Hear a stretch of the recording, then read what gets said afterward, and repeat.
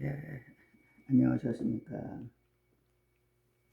지금부터 최재우 선생님께서 진리를 탐구하시게 된 동기와 진리를 탐구하시게 된 내용을 간단하게 몇 말씀 드리도록 하겠습니다.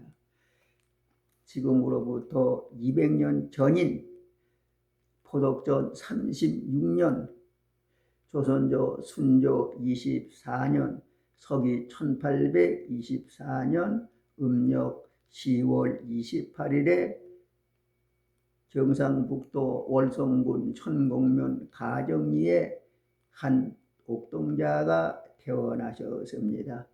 이분의 이름은 최재우요, 자는 성묵이라고 하며 호를 수운이라고 합니다.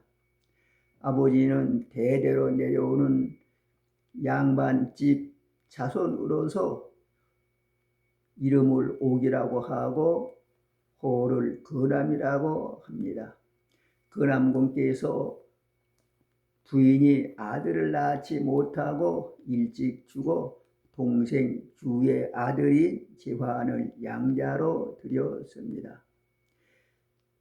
근암공께서 63세 되시던 해에 일찍이 과부가 되어 친정에 와서 살고 있는 곡산 한씨를 부인으로 맞이하셨습니다. 그해 10월에 수은 최재우를 낳게 되신 것입니다.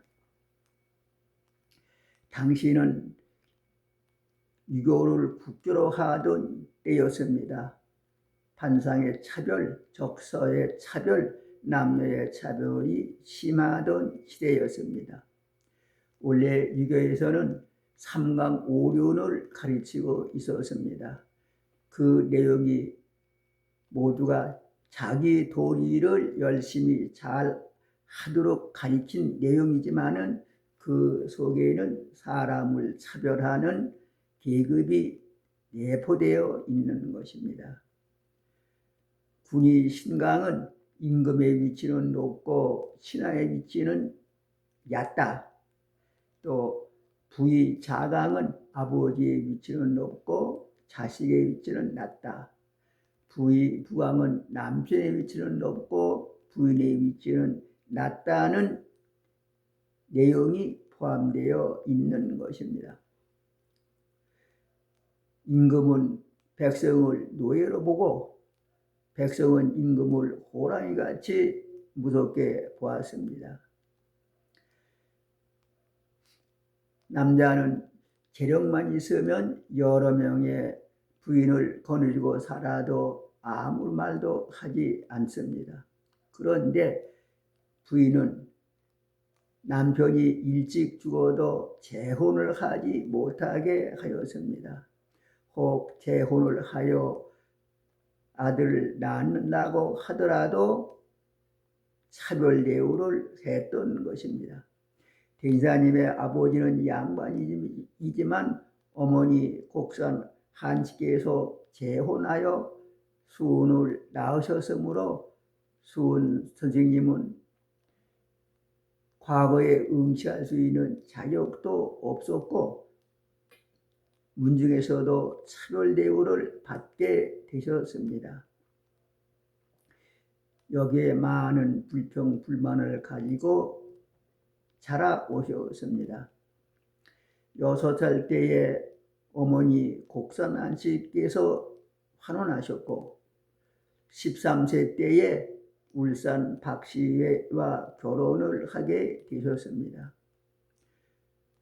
8살에 서당에 다니기 시작하시어 13살 때에는 사서오경을 무불통지하셨다고 합니다. 16세 때에 아버지가 돌아가셨는데 모든 일은 양형이 주관했고 수은 선생님은 재혼한 부인이 낳은 자식이라고 하여 상계 노릇도 못하게 했고 아버지의 시신 있는 방에 들어가지도 못하게 하였습니다. 수은 선생은 비참한 심정이 되셨습니다. 아버지의 피를 이어받은 자식은 오직 나 하나뿐인데 어머니가 재혼하셨다는 것을 이유로 사람은 이렇게 차별한다는 말인가? 수은 선생님께서는 아버지가 환원하신 것도 슬프지만 더욱 자신의 신세가 처량하게 느껴지셨습니다. 이 세상에 남자나 여자가 같은 사람인데 왜 여자는 차별하는가? 남자들은 여러 명의 여자를 데리고 살아도 말하지 않으면서 부인은 재혼했다는 것을 이유로 그 아들까지 이렇게 천하게 여기는 것인가? 나만이 이런 차별 대우를 받는 게 아니라 나의 아들, 딸, 손자, 손녀들도 대대로 내려가면서 차별 대우를 받게 되는 것이다. 이 세상에 양반보다 평민들이 더 많고 남자와 여자가 절반씩 된다고 하는데 많은 사람들이 차별 대우를 받고 있는 것이다. 천민들은 아들, 딸 대대손손 내려가면서 차별 대우를 받게 될 것이 분명한 사실이다. 모두가 다 같이 잘 사는 세상을 만들려면 이 사람을 차별하는 이 잘못된 사회 제도부터 고쳐야 되겠다고 굳게 결심을 하셨습니다. 과거에 응시할 자격도 없고 문중에서 차별 대우를 받고 있지만 이 일은 내가 해야 되겠다. 내가 할 수 있을 것이다. 양반들은 하지 않으려고 할 것이고 또 천민들은 그런 것을 고치려는 생각조차도 못하고 있을 것이다. 그러니 이것은 내가 꼭 해야 되겠다. 어떻게 해서든지 사람을 차별하는 잘못된 사회 제도를 고칠 수 있는 진리를 찾아야 되겠다. 이것이 대인사님께서 도를 구하기 시작한 동기인 것입니다. 사람을 차별하는 제도를 없애려면 사람은 모든 사람이 다 같은 사람이라는 진리를 밝혀야 되는데 지금에는 양반은 태어나면서부터 양반이고 천민은 태어나면서도 천민이라고 하니 고칠 수가 없는 것이다. 사람은 같은 사람이라는 진리를 어디서 어떻게 밝혀낼 것인가? 대인사님은 깊은 생각에 잠시였습니다. 아버지의 장례를 치른 뒤에 조용히 방에 앉으셔서 지금까지 공부해온 사서 5경부터 다시 검토해 보셨습니다. 그러나 그 속에는 사람은 같은 사람이라는 진리가 없었습니다. 서재에 가득한 많은 서적을 일일이 검토해 보았으나 그 가운데도 역시 사람은 같은 사람이라는 진리는 한 군데도 없었습니다. 불교 서적을 구하여 연구해 보셨으나 불교 서적에도 역시 그런 내용이 없었습니다. 그럼 어디서 찾는단 말인가? 찾아볼 수 있는 방법이 없었습니다. 단 하나의 방법은 이 세상에 어딘가에는 있을지 모르니 그것을 찾아봐야 되겠는데 그것을 일일이 돌아다니지 않고서는 찾아볼 수가 없는 것입니다. 찾아가 있는 몸으로서 길을 떠날 수도 없는 것입니다. 그럭저럭 지내는 가운데 20살 때에 집에 불이 났습니다. 대대로 물려온 세간 살림살이가 모두 다 타버렸습니다. 당장 먹을 양식도 없었습니다. 하는 수 없이 부인은 처갓댁에 데려다 주시고 집에 오셔서 며칠 동안 생각해 보시니 집을 지으려면 자금도 필요한데 자금도 없지만은 진리를 찾아보고 싶은 마음에 집을 지으려는 생각도 없었습니다. 며칠 동안 생각하시다가 진리를 찾기 위해서 분연히 길을 떠나셨습니다. 진리를 어떻게 찾아볼 것인가?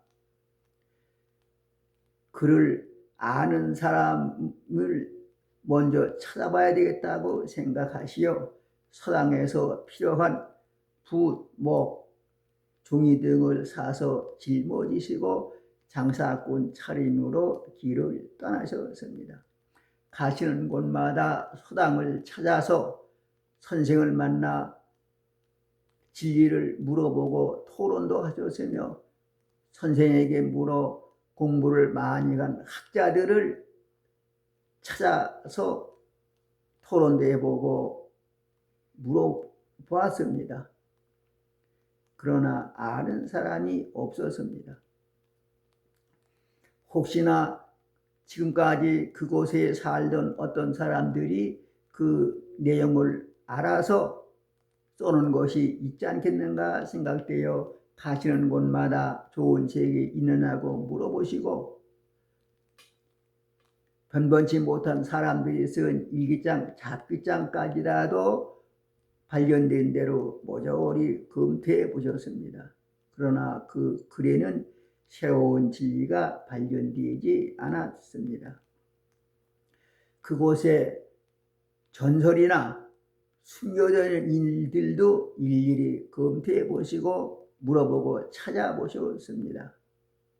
깊은 산에 들어가면은 오랫동안 수련을 하고 불공을 많이 드리고 불교의 진리에서 참선을 하고 깊은 공부를 하셨다고 하는 고승들을 찾아서 만나서 물어보시고 기도를 드리는 사람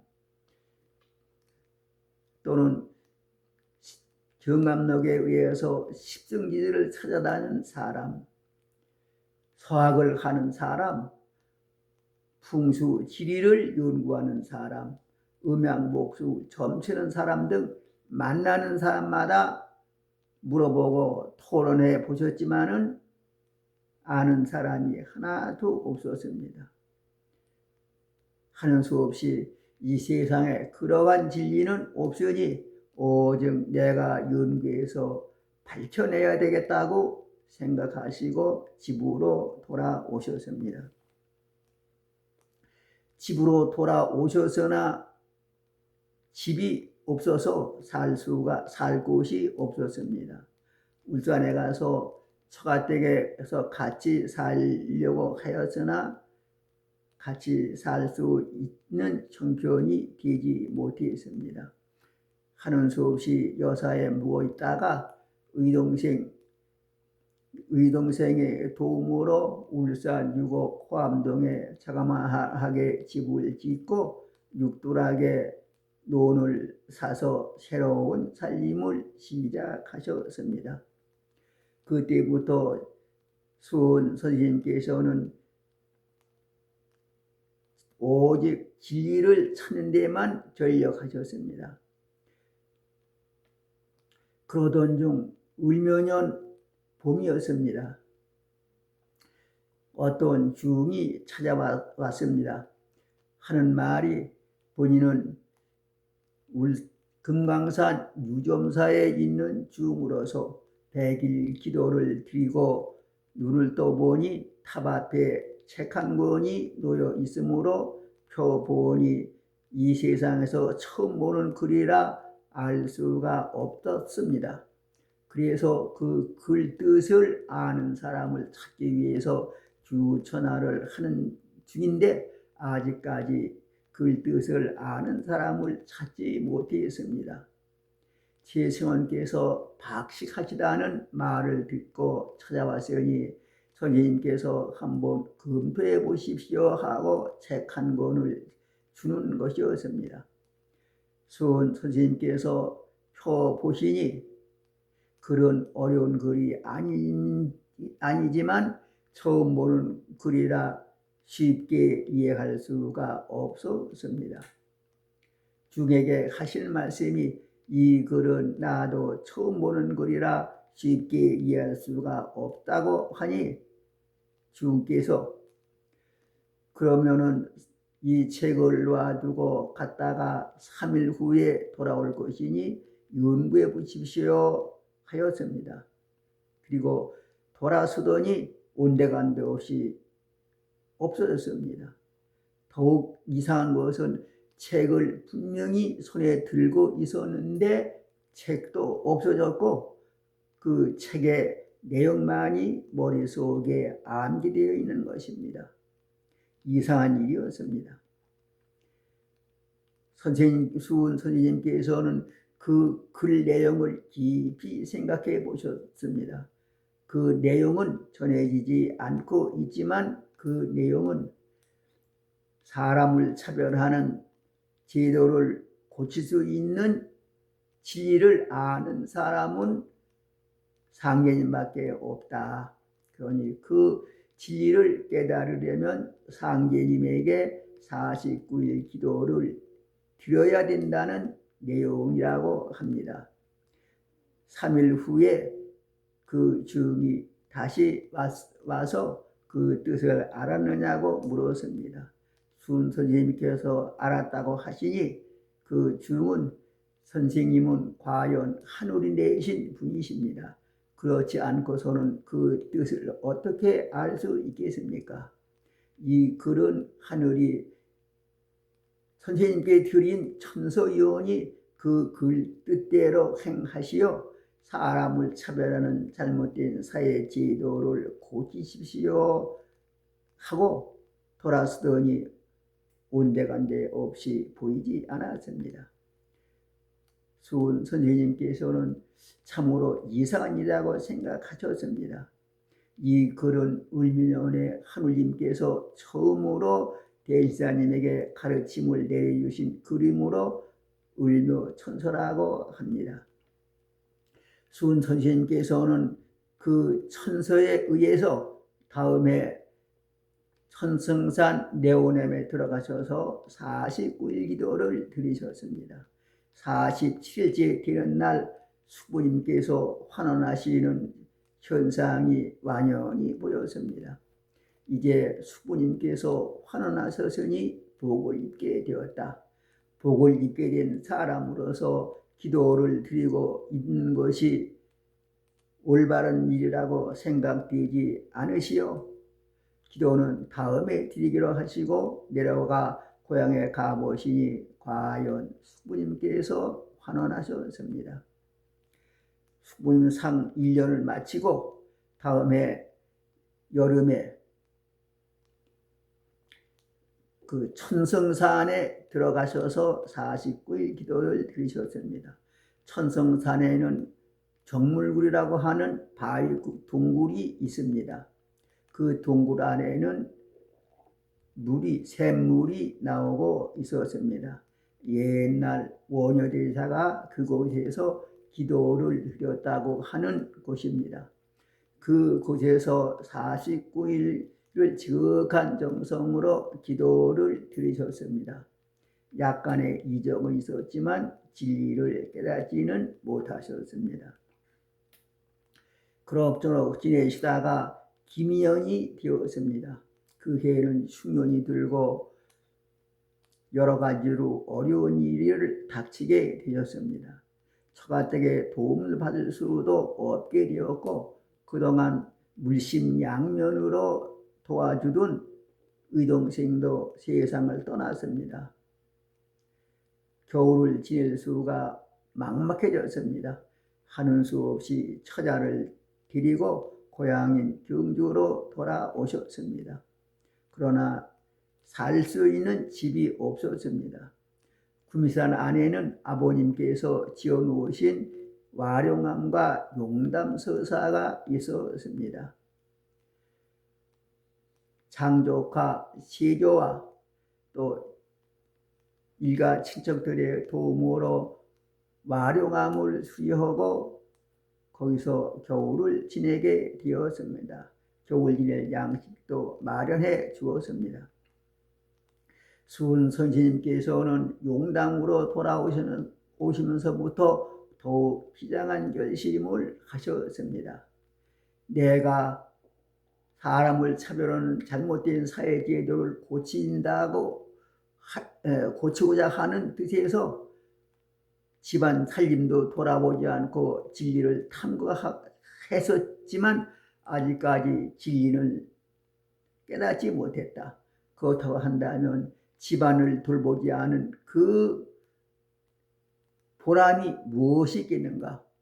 그러나 나는 어떻게 해서든지 이 진리를 깨달아야 되겠다고 굳게 결심하시고 그때까지 불러오던 재선이라는 이름을 지우러 고시셨고 도원이라고 부르던 자를 성묵으로 고시셨고 수원이라고 하는 호를 새로이 지시면서 내가 새로운 진리를 깨닫기 전에는 이 산 밖에 나가지도 않겠다.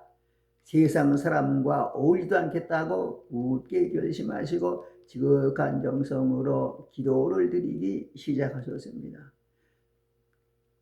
밤 12시, 새벽 5시, 낮 12시에 청수를 봉전하시고 기도를 드리시면서 계속해서 옥황상제의 강림지도를 그려놓으시고 절을 하시면서 기도를 드리셨습니다.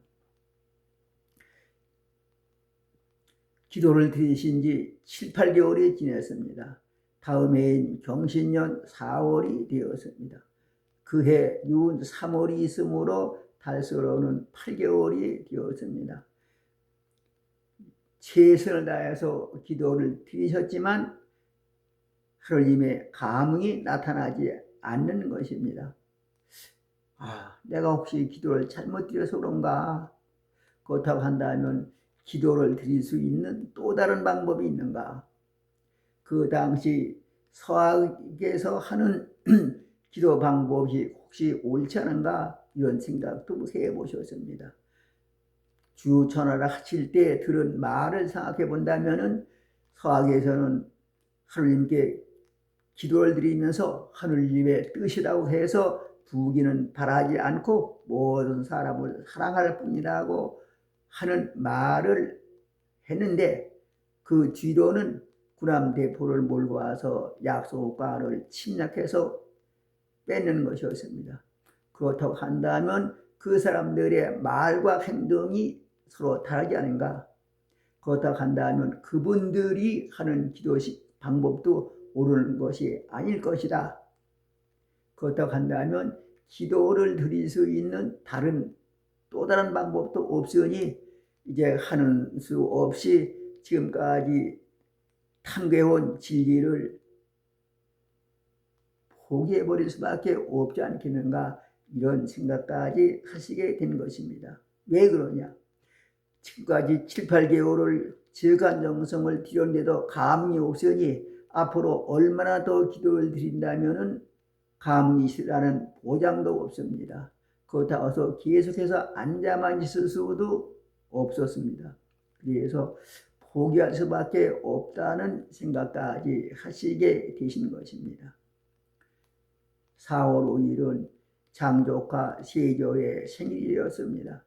세조가 집안 식구 모두를 초청했습니다. 부인이 먼저 아이들을 데리고 갔습니다.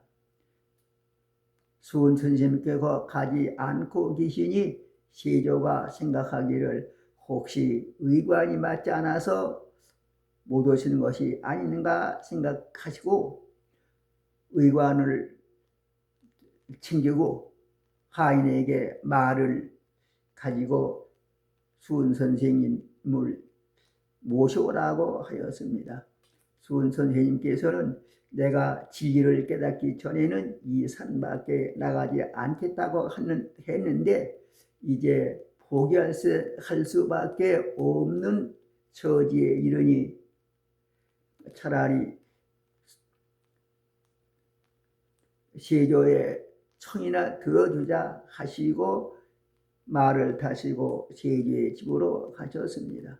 세조는 융숭하게 맞이하는데 반갑게 맞이하는데 옆에 사람들은 비유하는 말이 들려왔습니다. 듣고도 못 들은 척하고 앉아 계시는데 심시 불편하여 곧 집으로 돌아오셨습니다. 갈 때는 말을 타고 갔는데 올 때는 걸어오려고 하니 걸음이 잘 걸어지지가 않았습니다. 오랫동안 앉아만 있었기 때문에 그런가. 그것보다도 지금까지 애타게 찾던 진리를 찾지 못하고 포기할 수밖에 없다고 생각하니 기운이 없어져 걸을 수가 없었던 것입니다. 엎어지고 자빠지면서 집으로 돌아오셨습니다. 집에 돌아오니 몸과 마음이 갑자기 춥고 몹시 떨렸습니다. 무슨 일이 그런지 알 수도 없으셨습니다. 방에 들어가 누우셨습니다. 진동에는 공중에서 천지가 진동하는 큰 소리가 들려왔습니다. 벌떡 일어나 깜짝 놀라서 누구시냐고 물으니 공중에서 들려오는 말이 세상 사람들이 나를 상제라고 하는데 너는 상제를 모르느냐 하는 말씀이 들려왔습니다. 수은 선생님께서는 상제님이라고 한다면 상제님께서 이렇게 나타나신 뜻이 무엇입니까? 하고 물으셨습니다. 상제님께서는 내가 노력만 했을 뿐 공이 없으므로 너를 이 세상에 내어 사람들에게 이 법을 가르치려고 하는 것이니 의심하지 말고 의심하지 말라고 하셨습니다. 수은 선생님께서 그러면은 서둘러서 사람을 가르치라고 하시는 것입니까? 하고 물으셨습니다. 상제님께서 아니다. 그런 것이 아니다. 나에게 영부가 있으니 이 영부를 받아서 사람들의 질병을 건져주고 나의 주문을 받아서 많은 사람들이 나를 위하게 가르치라. 그렇게 한다면은 너도 포독 장생에서 포독 전하를 하게 될 것이라고 말씀을 하셨습니다. 이것이 하느님이 대신하님에게 처음으로 내려주신 가르침이었습니다. 그 후에 하느님으로부터 만고 없는 무국대도를 받게 되신 것입니다. 만고 없는 진리를 받게 된 내용은 다음에 말씀드리도록 하고 오늘은 수은 선생님께서 진리를 탐구하게 된 동기와 진리를 찾으시기 위한 노력을 여기까지만 말씀드리겠습니다. 다음에는 진리를 내려주신 그 내용을 말씀드리도록 하겠습니다. 감사합니다.